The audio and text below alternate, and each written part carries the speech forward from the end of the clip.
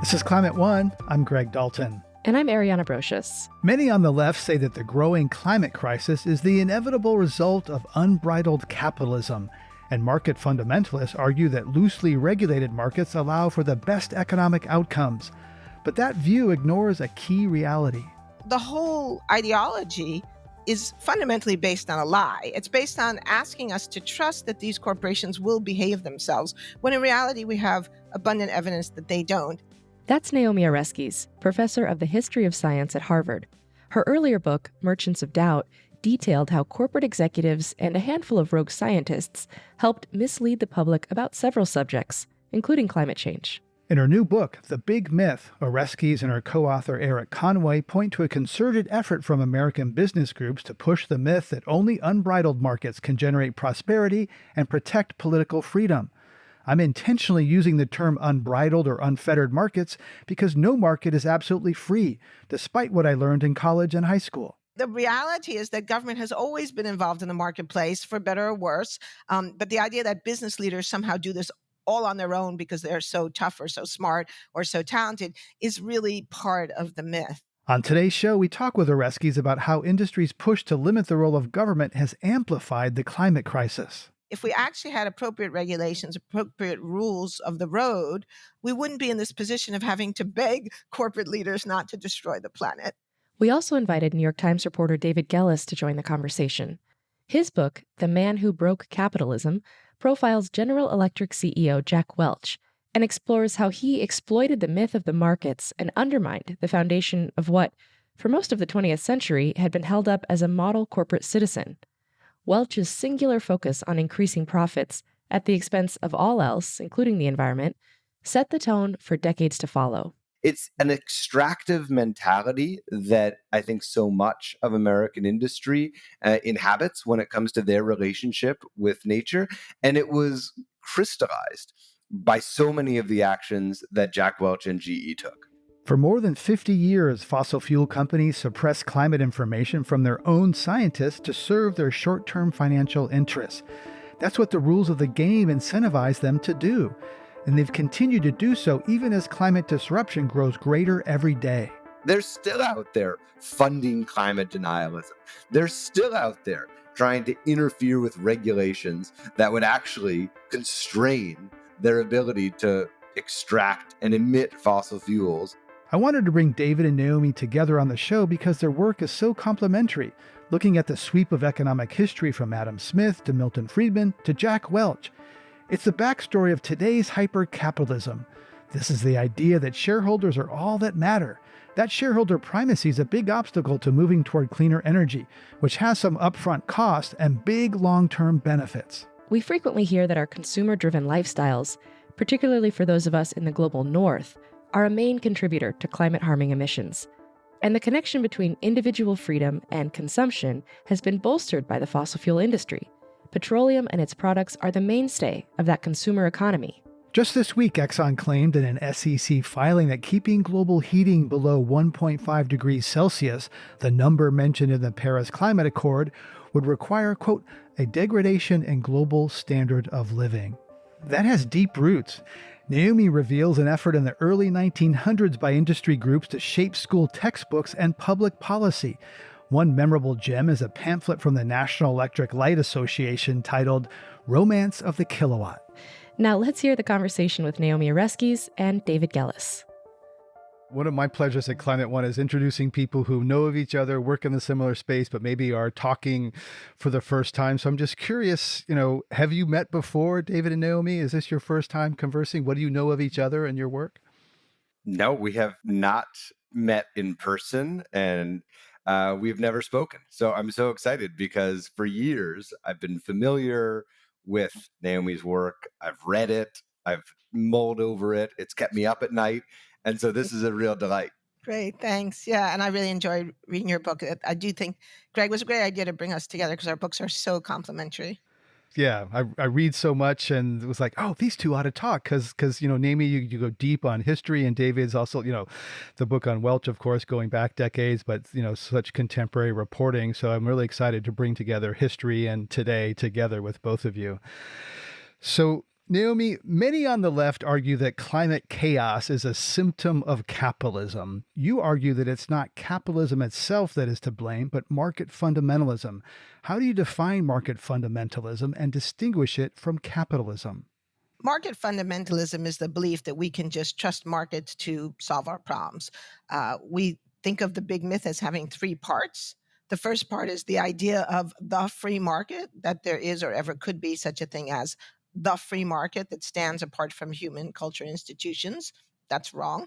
The second is the idea that markets have wisdom, that they're efficient, that they have agency. And so we should just trust the market to do its magic, and government needs to get out of the way lest the government distort the marketplace.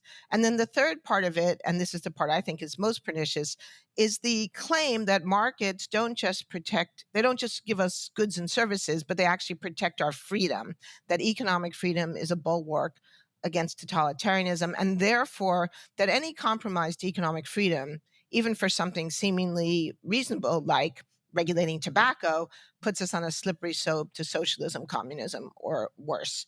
So that's the myth, that's the mythology. But the reality is that if we think about what capitalism is, well, that's a much more complicated story. The capitalist system, as we know it, has changed a lot over time. The world we live in today is very different than the world that Adam Smith was talking about in 1776. Different countries that all self identify as essentially market based economies manage their economies in quite different ways, have very different balances between market forces and governance and governmental forces. So there are many choices available to us about how we manage capitalism. And so the point of our book, and I think David's book does this as well, is to point out and remind people that people have made choices that have brought us to where we are today, and we have the potential to make different choices. And we'll get into that in a minute with David about kind of the pre-Jack Welch capitalism and how that's different than what we have today. The origin of corporate America's aggressive efforts to shape public policy and academic discourse is often cited as a 1971 memo written to the U.S. Chamber of Commerce by Lewis Powell 2 months before he ascended to the U.S. Supreme Court. The Powell memo is quite well known in some circles, but Naomi, you write there was a coordinated effort by the National Association of Manufacturers beginning much earlier in the early 1900s to push the myth of market fundamentalism, to argue against restrictions on child labor. What did that group and the National Electric Light Association do to shape public policy and the story of American success and prosperity? Many people think that the history of market fundamentalism and the pernicious business influence in American culture begins with the Powell memo. But we show in the book that it's really the middle of the story. And in fact, we trace our story back to the early 20th century. So in the beginning of the 20th century, there was a robust debate taking place in the United States and also in Europe about the social costs of capitalism and about the problem of monopolistic practices.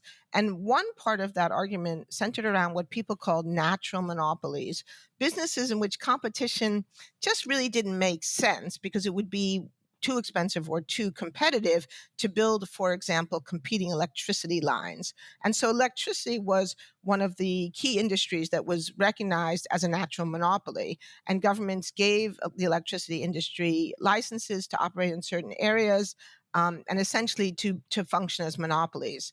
Well, this model had worked well in American cities. By the 1920s, major American cities had electricity. Most Americans in cities like New York, St. Louis, Chicago had electricity, but rural customers were almost entirely unserved. And this was recognized as a market failure, that the electricity industry was not serving people. So even though there was a demand, it was in a way violating the law of supply and demand. There was great demand for electricity in rural areas, but the electricity industry was not supplying it.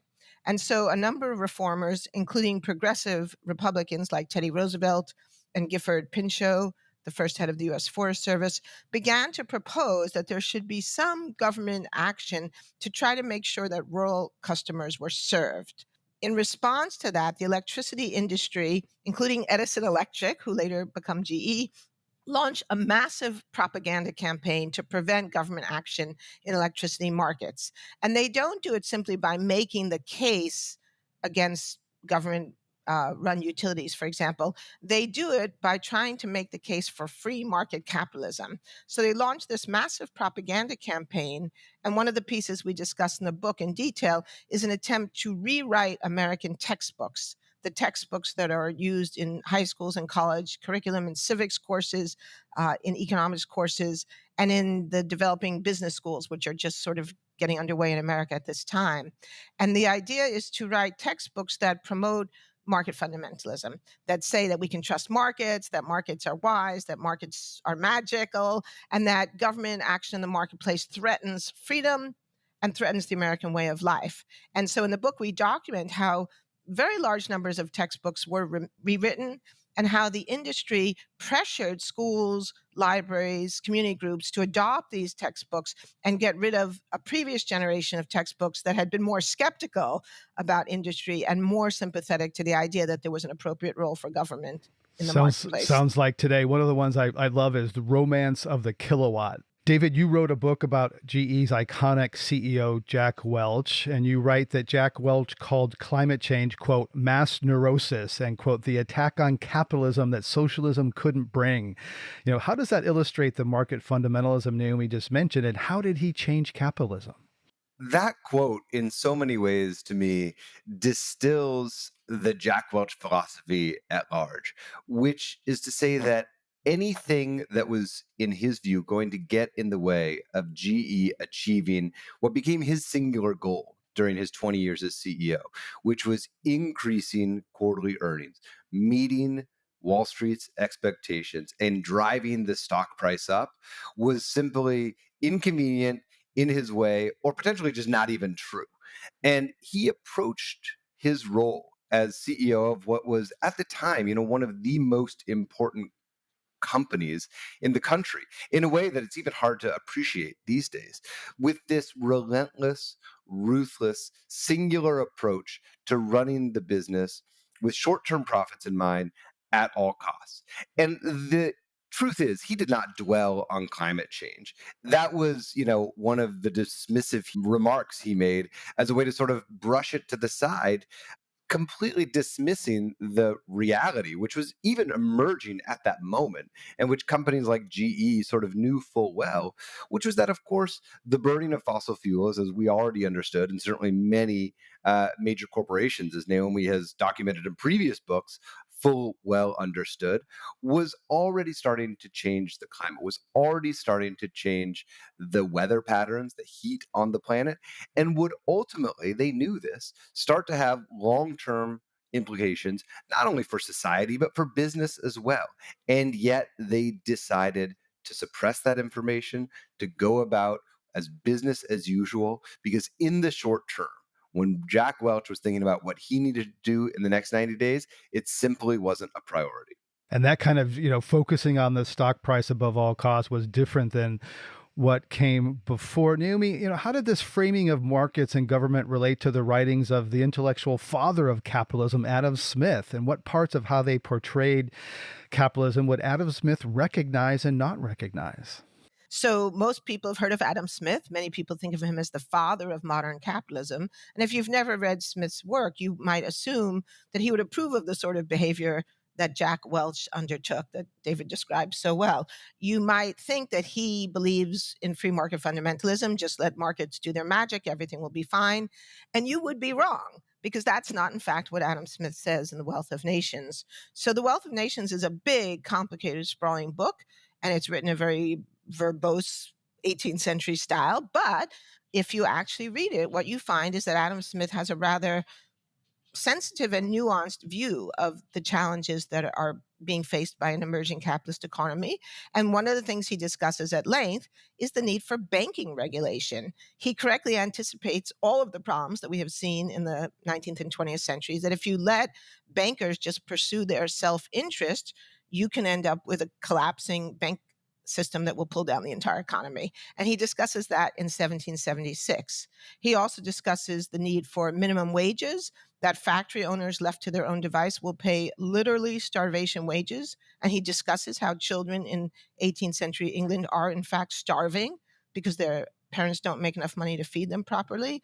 And he discusses the need for taxation to pay for public goods that the market can't or won't provide, like roads, bridges, hospitals, and the like. So it's a pretty great book, but it's not what a lot of us think Adam Smith said. So one of the questions we posed, well, why is that?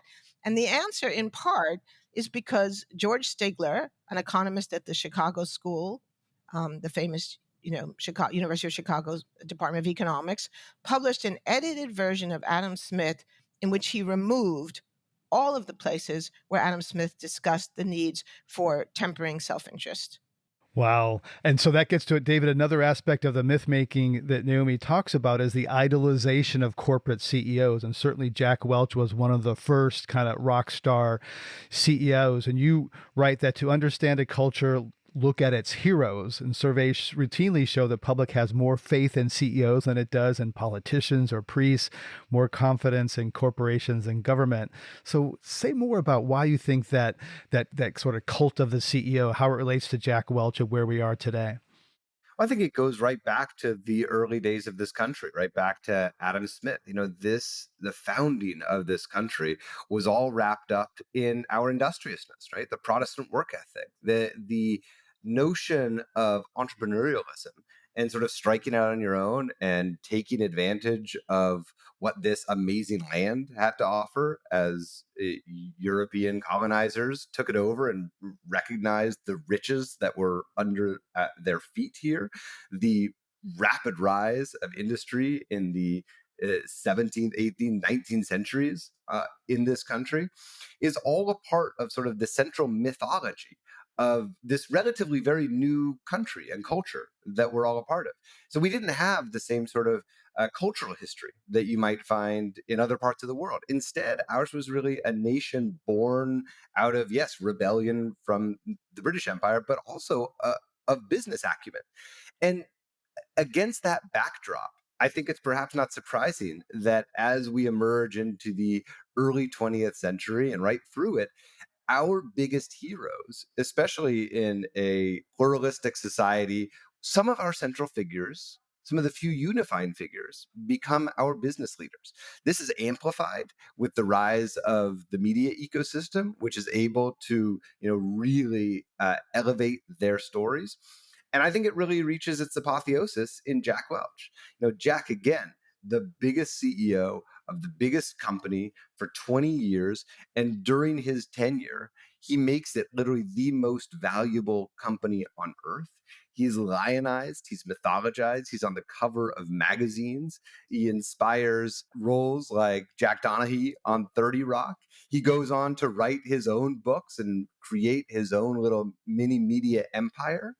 And this continues right to this day with our society's fixation on CEOs, whether it be Warren Buffett or Elon Musk.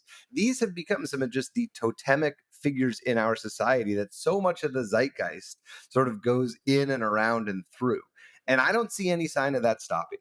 Could I jump in on that? Because I Sure. just think it's important to add one point. I agree with everything David just said about the lionization of business leaders, but I think it's also important to realize that the lionization of business leaders depends to a large extent on a misrepresentation of American history, particularly 19th century history, when the US government and the state governments played a major role in developing the economy through investments in infrastructure, through protective tariffs to protect fledgling industry. And of course, governments were highly involved in things like building the Erie Canal, which was essential for the economic development of New York State and New York City. So the reality is that government has always been involved in the marketplace, for better or worse. But the idea that business leaders somehow do this all on their own because they're so tough or so smart or so talented is really part of the myth.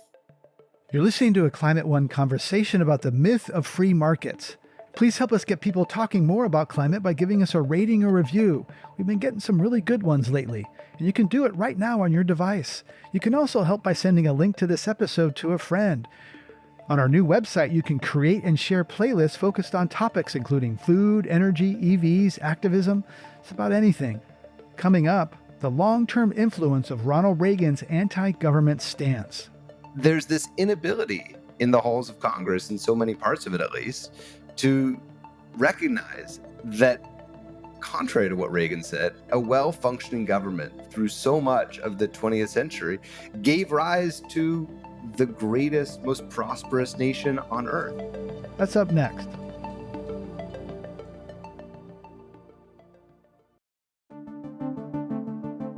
Today, we're talking about the myths of market fundamentalism and modern capitalism with authors Naomi Oreskes and David Gellis. Later in the show, we'll hear about a different form of business ownership and financing. But first, let's get back to Greg's conversation. Naomi, in climate, as David mentioned, we have this lionization of business leaders, and we look to them as saviors to help us from the climate disruption. Bloomberg, Branson, Gates, Steyer, Musk, Doerr, the list goes on. Their money and social standing is solicited in the effort to decarbonize the economy.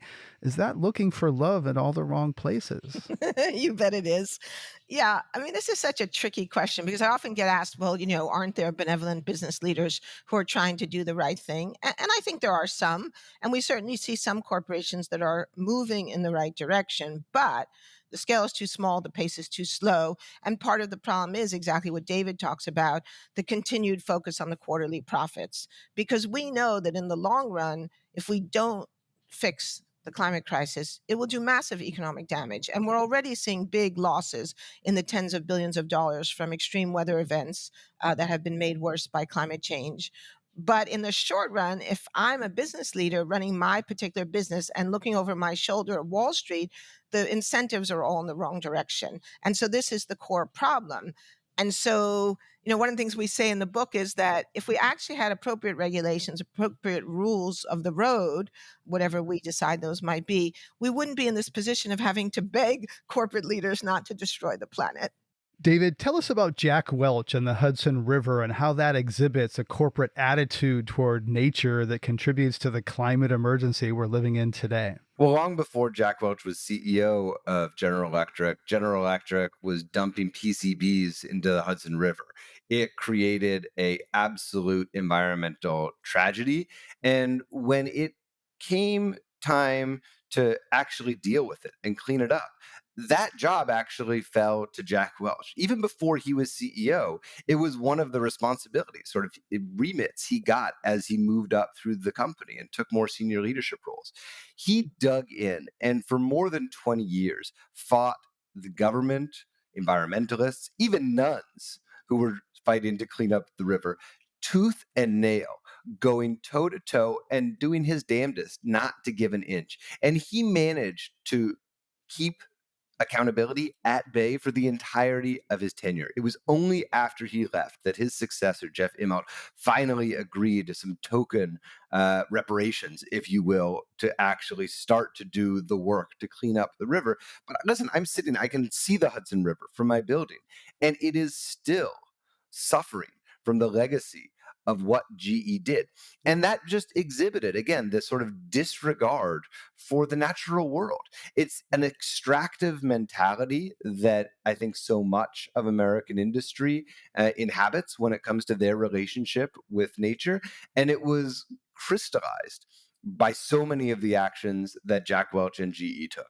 Naomi, you talk about the root of market fundamentalism in another way. We're atoms separate from each other. You reference John Stuart Mill's classic definition of freedom, that anyone can do what they want unless it impinges on someone else.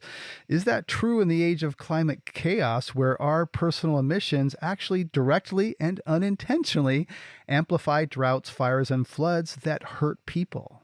All of the big environmental issues that I've written about, whether it's climate change, the ozone hole, acid rain, or public health issues like endocrine disrupting chemicals or smoking cigarettes, are all cases where individual actions impinge on the rights, freedom, safety, and well-being of other people. And so this is the fundamental problem with an individualistically oriented economy in which we analyze everything in terms of individual choice, individual freedom, whether it's the freedom of the individual consumer or even the freedom of the individual corporation. Whereas the reality is we live in a world where everything is interconnected. And as you said, John Stuart Mill says, well, it's fine to do what you want as long as it doesn't impinge on others. And even Friedrich von Hayek, one of the founders of neoliberalism, said, well, but the problem is you always do impinge. And this is the piece that I think we've had a tremendous trouble coming to grips with in American life, because running through all market fundamentalism, running through the Chicago School of Economics, running through every libertarian think tank in the United States is this core commitment to individualism. And, if you go back to the Declaration of Independence, the Bill of Rights, the US Constitution, the 18th century focus on individual rights, in contradistinction to a tyrannical monarch, was a completely understandable position to take in that historical and cultural moment. But here we are, right, nearly 300 years, 250 years later, and that model is failing us. And so I think that unless we have a bigger, broader, more capacious conversation about how we balance individual rights versus the collective good, the commonwealth, right? I mean, I keep coming back to the notion of a commonwealth, this idea that we aren't just atomistic, that we actually are in this together, but it's not the dominant way in which we've thought about problems in the United States. Right. Well, the indigenous people think that way. But David, how do you see the connections between individualism, markets, and climate? Yeah, a few things were coming to mind. I mean, the first is that there has been sort of this pernicious effort by corporate America to sort of foist responsibility for change onto the individual, right? And yes, our individual actions matter, but in the grand scheme of things, us recycling is not going to solve the problem. We need massive industrial systems level change, as Naomi was just saying. We need a wholesale remaking of our energy system. We need to figure out how to produce goods and services without emitting carbon and methane. We got to figure out how to grow enough food for the billion people in this hemisphere, more than that, without destroying the land and leaving it, completely arid. So we got massive problems, but there is still this sense that like individuals, that you and I somehow hold the keys to solving the climate crisis on our own. Instead, it's on government. I mean, it's on corporations, yes, but it really comes back to smart regulations, smart, effective, enforceable, powerful regulations, the sort of mechanisms that actually force industrial change in the right direction. And frankly, we're just seeing far too little of that. I think the IRA is a baby step in the right direction, but it's all carrot and not a lot of stick. The fact that most Americans and even most CEOs are aligned on supporting something like a carbon tax, but our Congress won't, it's a non-starter. I mean, it just shows what a massive disconnect there is between the policymakers in this country and the work that is really necessary to get where we need to go from an emissions perspective, and the magnitude of the problems we're facing right now. Right. We have this throughout our culture. Think of Smokey the Bear. Only you can prevent forest fires. The Crying Indian advertisement that was actually backed by the beverage container industry. People start pollution, people can stop it. And BP popularizing the personal carbon footprint calculator. Economist Milton Friedman helped establish the primacy of shareholders over other stakeholders, employees, communities, customers. And David, you write that Jack Welch operationalized that doctrine. In 1970, Milton Friedman explained his economic philosophy in an article in the New York Times Magazine in which he said, quote, "There's only one and only one social responsibility of business: to use its resources and engage in activities designed to increase profits so long as it stays within the rules of the game, which is to say, engages in open and free competition without deception, fraud." David, your thoughts on how Jack Welch operationalized that doctrine? Well, it's important to note that Milton Friedman, of course, was another University of Chicago legend, and it's hard to overstate the degree to which one academic institution in the middle of the country actually has had so much sway over our economic policy and thinking over the last half century or more. Listen, one of the things that I always wrestle with when I come back to the Friedman doctrine, as it were, in that seminal piece in the 1970 New York Times Magazine, is that he said what he said, but if you read between the lines, as is the case with Adam Smith, there's actually some nuance in there. But just as happened earlier at the University of Chicago, when there was sort of an abridged, edited version of The Wealth of Nations to oversimplify and perhaps distort its true intention. That is what has happened with Milton Friedman as well. Whatever nuance there was, and I'm not saying there was a whole lot.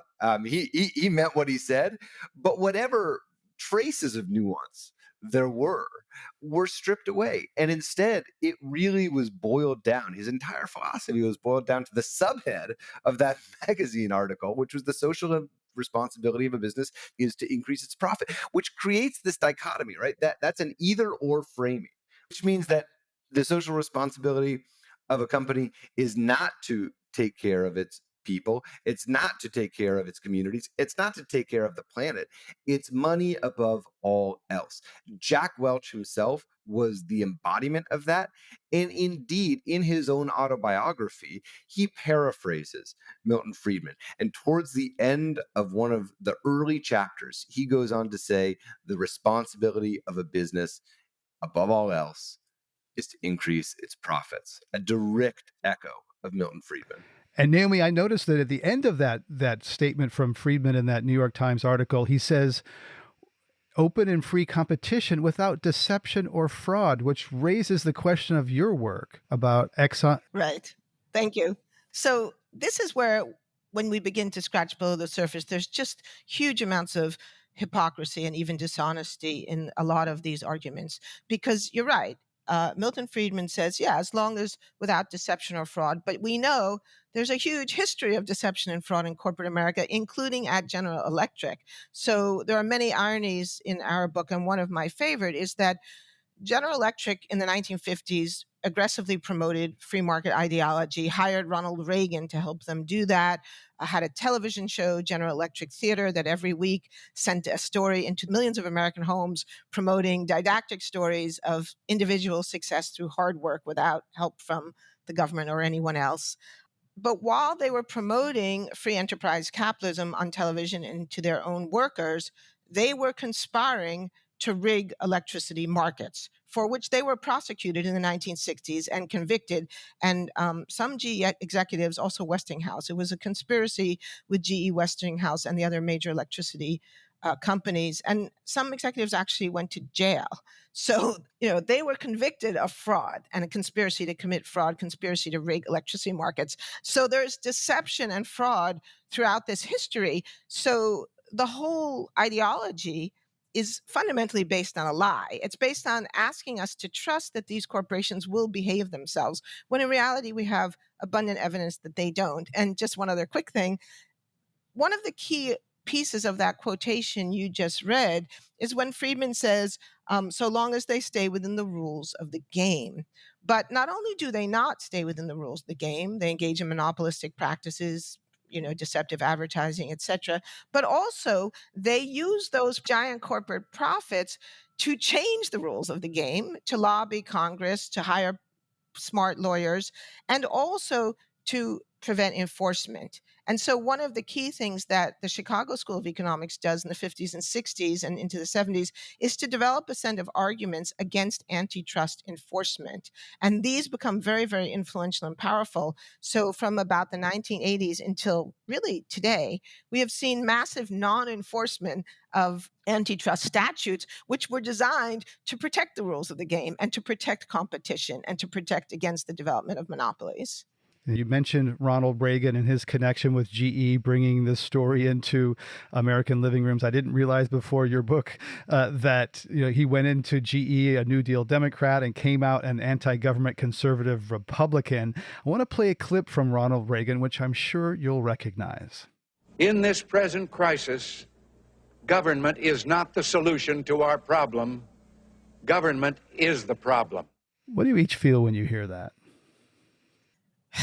I feel sad, heartbroken, really, because of all the bad things that have happened in American politics and in my lifetime, I think that was by far the worst, because Reagan turned the American people against their own government and persuaded us that rather than seeing governance as the means by which people can express their will and the means by which ordinary citizens can be heard, he persuaded millions of Americans to think that government was the enemy, to hate the government, and to disbelieve in the capacity of government to address our problems. And when government is incapacitated, it really does leave us at the mercy of the private sector, the goodness of the hearts of corporate America. And as we've just seen, certainly in the case of GE, but in lots of other corporations as well that have been well documented, there's some pretty cold blooded stuff happening in the heart of corporate America. David? I can't help but hear echoes of today's rhetoric on the far right, the vigilantism, the absolute unwillingness by so many in Congress to have faith that the government that helped get us this far, that has created, the infrastructure that we depend on, the social structures that have allowed so many people to flourish. There's this inability in the halls of Congress, in so many parts of it at least, to recognize that, contrary to what Reagan said, that was actually one of our greatest virtues, right? A well-functioning government through so much of the 20th century gave rise to the greatest, most prosperous nation on earth. And you can really track our decline to that moment, right? To when Reagan turns his back on our own government.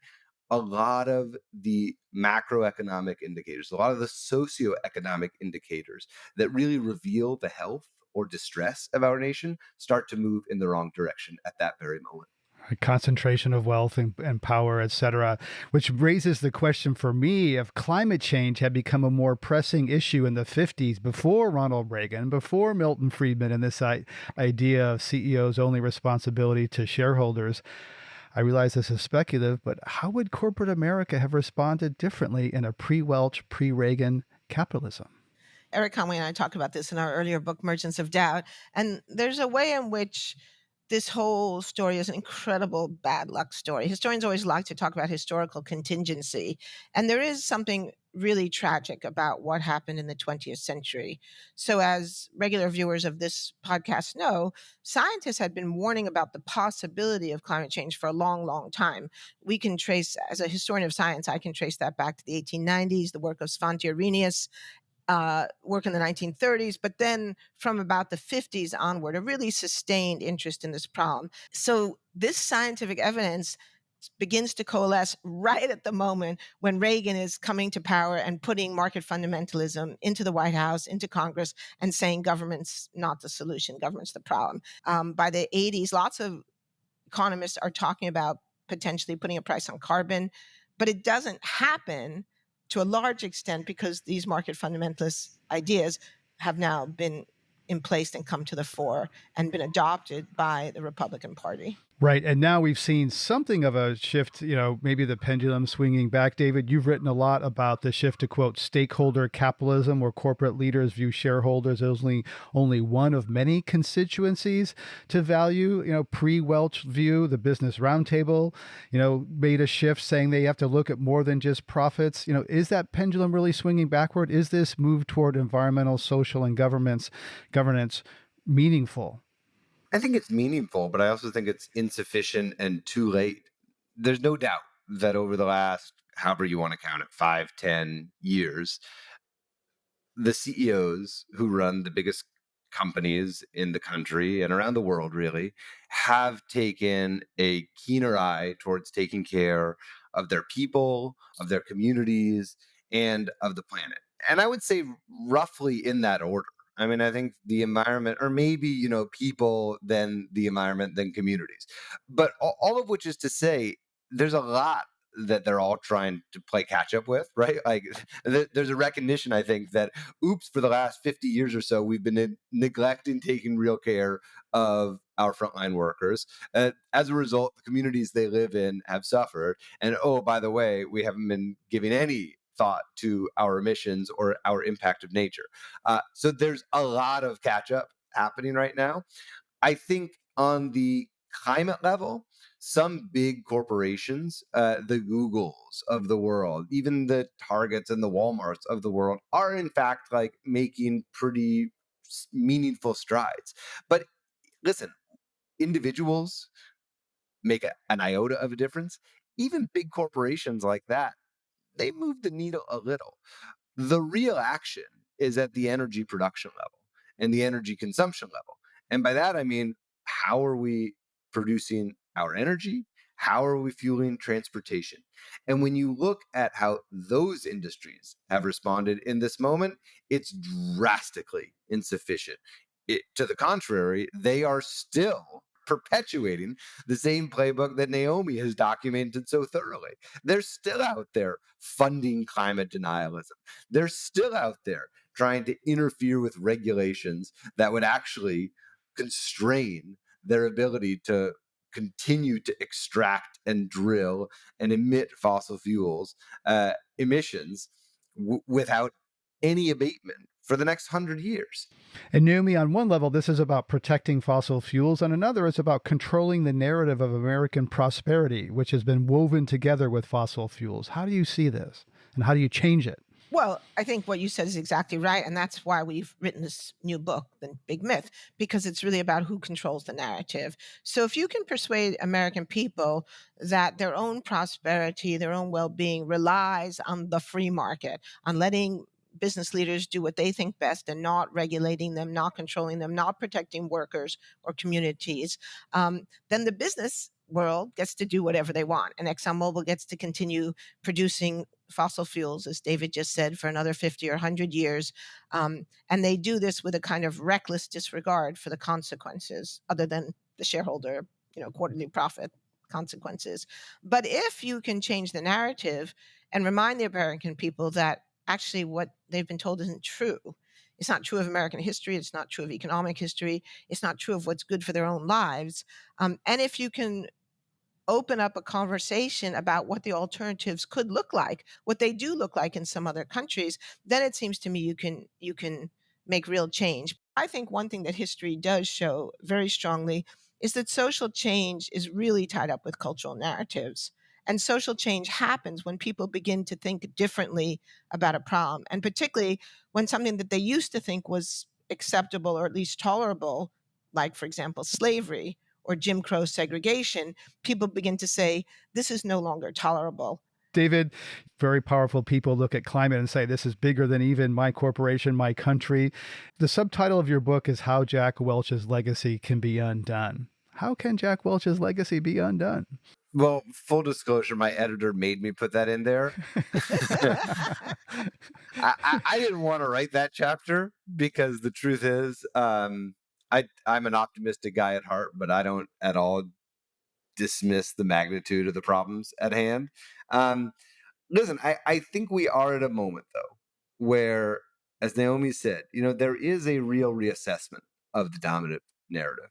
It's getting too hard to ignore the scale and severity of the problems that we face as a nation, as a society, as a planet. And accordingly, I think we're starting to see some real attendant action, certainly by engaged consumers, to a lesser extent, perhaps, by virtuous, moralistic CEOs who I do believe want to do their part. I've met hundreds and hundreds of CEOs over the last 5 years, 10 years as a reporter, and very few of them, I think, are like bad men and women who are trying to, screw over the earth. But they're playing within a system that incentivizes the wrong sort of behavior. And that's why, again and again, in this conversation, we keep coming back to the role of government. At the end of the day, if we're going to be able to change the way our companies operate, if we're going to be able to truly undo Jack Welch's legacy, that's not a project for individuals or even CEOs themselves. That's ultimately a project for smart regulators who can find effective ways of creating the kinds of guardrails that Adam Smith himself noted were necessary for the functioning of a truly prosperous society.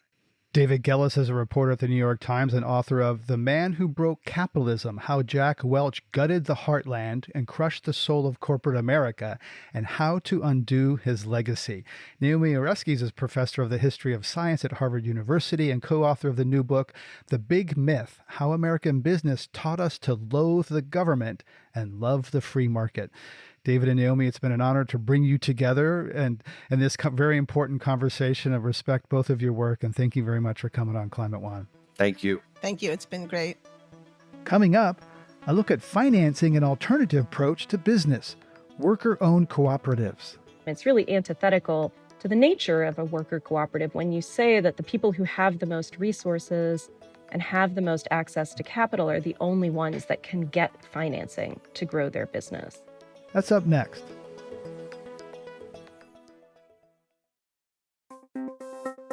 We've just heard critiques of modern capitalism and market fundamentalism.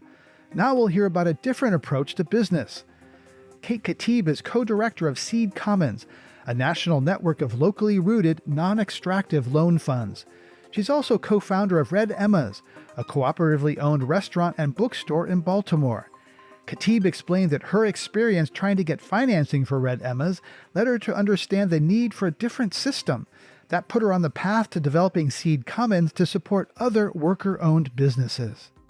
So when we were trying to expand in 2013, we went to banks that we had had relationships with for close to a decade at that point. And we said, here's our history, here's our business plan, this is what we're trying to do. We need a fairly, pretty moderate amount of money. I think we needed around $150,000 to do this expansion. And we said, would we be eligible for a loan? We have positive cash flow. We have some small amount of assets that the business owns. And they said, well, who are the owners of the business? And we said, well, there are 12 of us. Here's everybody's names and social security numbers. And they took one look at it and they said, yeah, we're not going to do that. Give us the 3 people who have the best credit and have the most personal assets. We're going to put the loan in their name. And then we'll give you a loan for the business. And for us, it's a structure that doesn't work. I mean, in the first place, we ourselves, many of us are career service workers or organizers. We don't have a lot of personal assets that we're able to leverage. And also, we didn't want to introduce that kind of a division into our cooperative where some people have more on the line than other people do. It's really antithetical to the nature of a worker cooperative when you say that the people who have the most resources and have the most access to capital are the only ones that can get financing to grow their business. It's really a particular logic of exclusion that is embedded in the entire notion of credit and credit worthiness that we were really trying to get beyond and get around. And it wasn't just us. Red Emma's had that problem, but a number of other cooperatives that were trying to grow at the same time were running into very similar issues. And so all of us in Baltimore, but also around the country, started coming together and saying, there's not enough financing for businesses like us. We have to work together to build something that understands what broad-based ownership looks like. And so one of the aspects of Seed Commons financing model that I think is really interesting is that you don't use credit scores. That's not part of it. And that you, in order to mitigate the risk that can come from funding other businesses, you have a really tightly collaborative relationship between the funder and the enterprise. So can you tell us a little bit about that and how that sort of insulates Seed Commons in a way as a funder, but also helps the businesses? Absolutely. Yeah, that's right. We have what we call a non-extractive model of finance. And there's a few different ways that the type of work we do is non-extractive. So the first and most important is what you just mentioned. We don't look at credit scores. We don't look at the same traditional factors that banks and corporate lenders use as a way of evaluating credit worthiness. We look at the business itself. We look at its history. We look at the plan that the workers have put together for how the business is going to grow and where they're trying to go. And what we do is work together with the workers to create something that we call a sustainability plan. So the idea is we want to figure out what it's going to take to get those workers from where they are now to the point where their business becomes sustainable. Sustainability means, in this case, the workers are paid at a living wage. They're able to cover their overhead. They're able to put a little bit into savings for future needs. And then, and only then, do they start paying their debt back. So all of the repayments on our loans come out of the net profits of the business. That's the other kind of core piece of non-extraction. We're not going to take money out of a business that it needs to survive. It doesn't help us as a lender. It doesn't help them. It doesn't help the business. It doesn't help the workers. We have to understand that financing worker-owned businesses and financing small businesses in general really works best when it's done in partnership. We couple our loans with very high-touch technical assistance. So we work in partnership with our businesses. Sometimes we're there helping to paint the walls and get the doors open if that's really what's needed. Sometimes it's just helping them with pivot plans when things don't go the way that they expected, because in small business, things are always changing and you're always having to adapt to the conditions around you. That's best done locally. And that's the reason that Seed Commons has adopted this structure of don't just build one giant loan fund with loan officers in a New York City office, actually work with communities of businesses and workers around the country to build the infrastructure for doing this non-extractive lending and providing this technical assistance. Because really, I have a better sense of what the needs are in Baltimore than somebody who lives in a different city, in a different place in the country. I'm curious if Seed Commons creates profit for those who invest. And if that's the case, is part of the goal to make investing in Seed Commons as appealing as investing in standard financial mechanisms like, mutual funds or something? Or is the idea to sort of get away from that model entirely and do something different? Our goal at Seed Commons is not to maximize the return to the investors. Our hope is to give a return to the investors, and we do that by leveraging their investments across the entirety of our portfolio. So whereas in a more traditional private equity relationship, investors would be going directly into a business, and then their returns and also just the stability of their investment would be based really one-to-one on the performance of that business. We leverage those investments across the entirety of our portfolio. So you can be an investor in Baltimore. You can want to make an impact by supporting Baltimore cooperatives. You're still going to make an investment in the larger Seed Commons fund.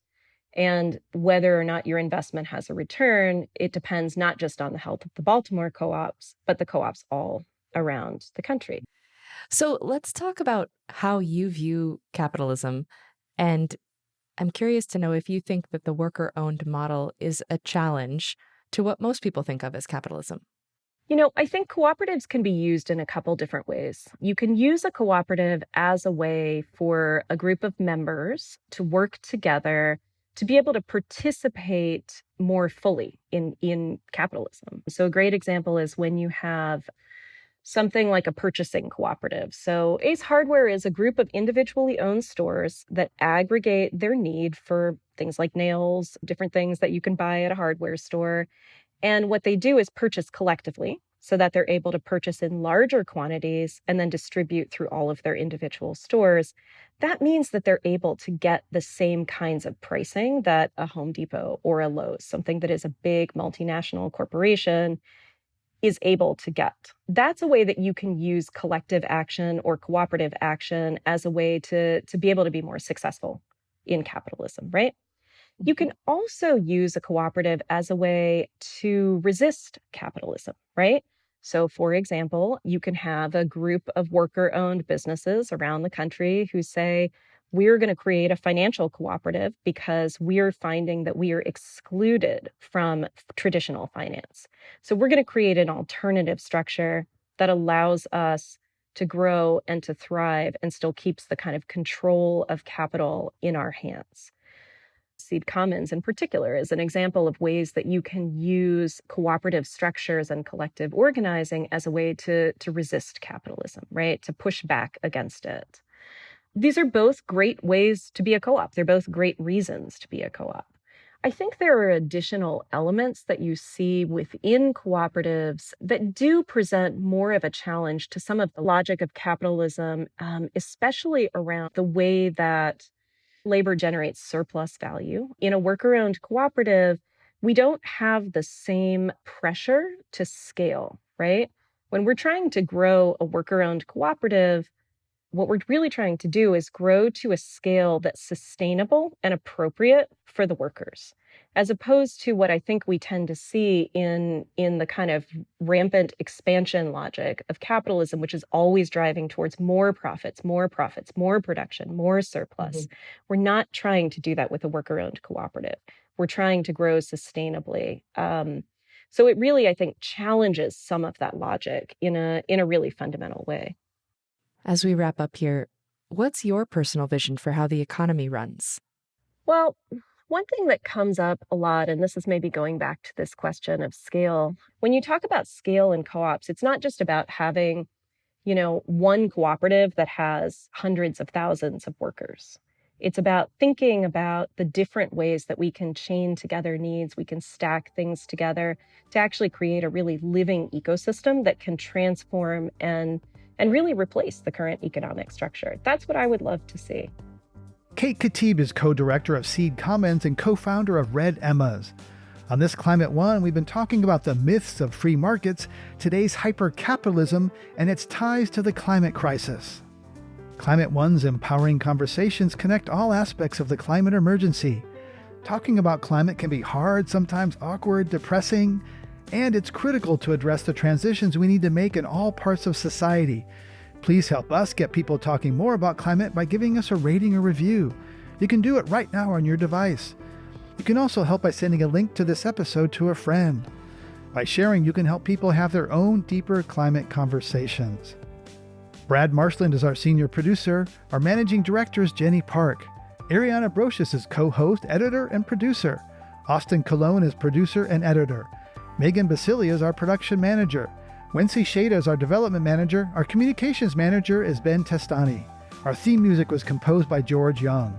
Gloria Duffy is CEO of the Commonwealth Club of California, the nonprofit and nonpartisan forum where our program originates. I'm Greg Dalton.